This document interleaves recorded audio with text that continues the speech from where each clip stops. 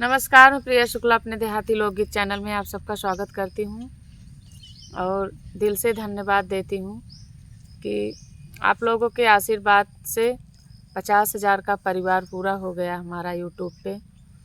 और ऐसे ही आप लोग आगे आशीर्वाद देते रहिए, बनाए रखिए और हम लोगों को आगे बढ़ाते रहिए। बहुत बहुत धन्यवाद। चलिए, एक बहुत ही कॉमेडी भरा चुटकुला उठान गीत है हम दोनों की तरफ से आप सबको बहुत बहुत। और बेटी ससुराल से आती है तो भाभी क्या पूछ रही हैं, उनके घर के लोग कैसे कैसे हैं। इस गीत में आप लोगों को सुनने के लिए मिलेगा और वीडियो को फुल वॉच करिएगा तभी समझ में आएगा। बहुत ही कॉमेडी भरा उठान गीत है।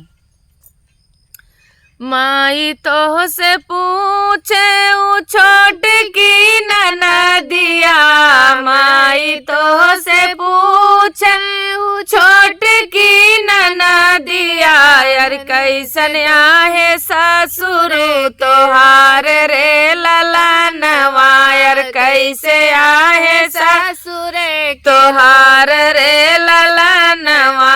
ससुर तया है भौजी बिली माँ के मुसवा, ससुर तया है भौजी बिली माँ के मुसवा, यार बिली माँ के मुसवा, भौजी बिली माँ के मुसवा।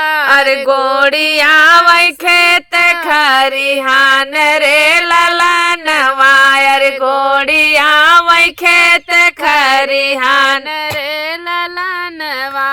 माई तो से पूछ दुलराई तीन ननदिया, माई तो से पूछ दुलराई तीन ननदिया, और कैसन यही सासू तोहार रे ललनवा, और कैसे आही सासू तोहार रे ललनवा।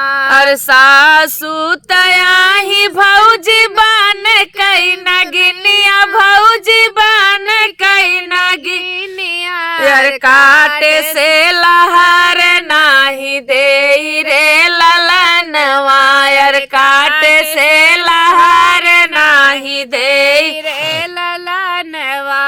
अरे माई तो से पूछे छोट की ननदिया, माई तो से पूछे छोट की ननदिया, और कैसन आहे जेठवा तोहार रे ललनवा, और कैसन आहे जेठवा तोहार रे ललनवा। अरे जेठवा तया है मोर जंगल के शेरवा, जेठवा तया है मोर जंगल के शेरवा, अरे तड़पी तड़पी मार जान रे ललनवा, यार तड़पी तड़पी मार जान रे ललनवा। माई तो से पूछे लाहुरी ननदिया, यार लाहुरी ननदिया, यार कैसन आही जेठनी तोहार रे ललनवा, यार कैसन आही जेठनी तोहार रे ललनवा।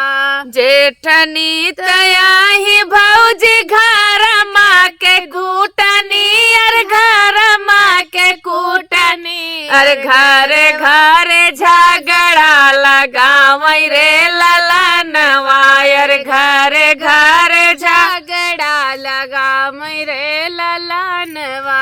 अरे माई तो से पूछ दुलराई तीन ननदिया, यादराई तीन ननदिया, यार कैसे आहे देवरा तोहार रे ललनवा, यार कैसे आहे देवरा तोहार रे ललनवा। अरे देवरा तया है मोरा बरछी कटारिया, यार बरछी कटारिया, अरे पहाटी पहाटी मार जान रे ललनवा, यार पहाटी पहाटी मार जान रे ललनवा। अरे माई तो से पूछवा दराई तीन ननदिया दुलराई अरे कैसन आई तोरी देवरानी रे ललनवार, कैसन आई तोरी देवरानी रे ललनवा।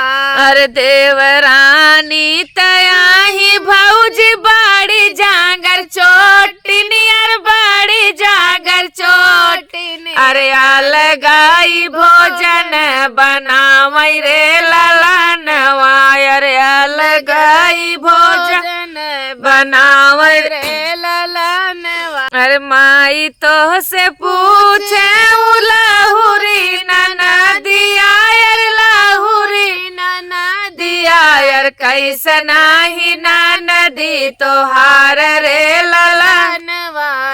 अरे नदी तयाही भौजी घर घर घूमनी, अरे घर घर घूमनी। अरे यारन से नाए ना लड़ावई रे ललनवा, अरे यारन से नाए ना लड़ावई रे ललनवा। आऊ आही भौजी एकदम से निजांगरी, अरे एकदम से निजांगरी। अरे बोले पे सासुरे के भागई रे ललनवा, अरे बोले पे सासुरे के भागई रे ललनवा।